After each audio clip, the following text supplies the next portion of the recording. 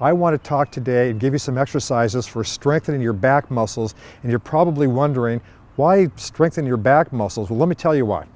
In our culture, as far as I'm concerned, the number one problem that we all have as we human beings is we live in what's called a forward flexion culture. In other words, we bend forward and sit down too much.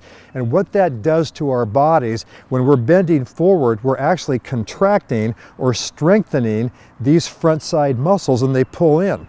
Well, as our front muscles get pulled in here in our chest, number one, we can't breathe as much. We don't get as much respiratory. We don't get as much cardio. We don't get as much oxygen to the brain, etc. Well, in the golf swing, when we get forward like this, and we get the rounded shoulders, forward head, when you try to go back, you don't expand, and number one, you can't make a full turn. Number two, because of that, you can't load the hips. Then you can't get extension, on and on and on. So the secret, as far as I'm concerned, if you really want to make your golf swing and your body more functional and better, you have to stretch out the front muscles and strengthen the back muscle. I want to give you a great little exercise here that will do both. And I'm basically not a one-size-fits-all type of guy, because the whole body works as one big working unit.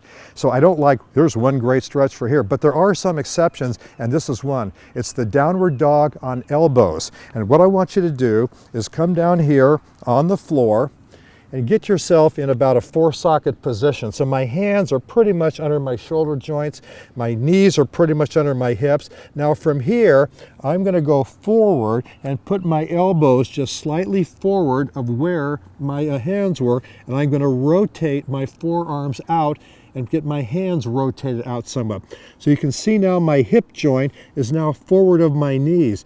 And believe it or not, just staying like this as I'm trying to pinch my shoulder blades together and rotate externally my forearms, I'm really, believe it or not, exercising beautifully my back muscles, and I'm stretching my front muscles. Part two of this is I can do one of two ways. I can get up here, curl my toes under, and push up and push my heels down to the floor, pinching my shoulder blades together. I'm getting a great stretch of my calves. Believe me, I can feel that in my calves big time. Hamstrings are stretched, my glutes are stretched, but I'm strengthening my chest and my upper body. Breathing deep, watch my ribs. When I inhale, my ribs go out, and when I exhale, they come in. Now I can do a variation of that and put my hands pretty much together and do the same thing and come up here. Again, I'm trying to get my tailbone high. I'm sticking my rear up in the air, and I can really feel this not only the stretch, but the strengthening aspect of my posterior. And I'll stay up there for anywhere from 10 to 15 seconds. Either variation of right now, whoa, I feel great. I feel lifted, and believe it or not, I just got a great oxygen rush going up to my brain, and I guarantee you, if I hit a golf ball right now, my chest is going to open up just like butter, nice and smooth.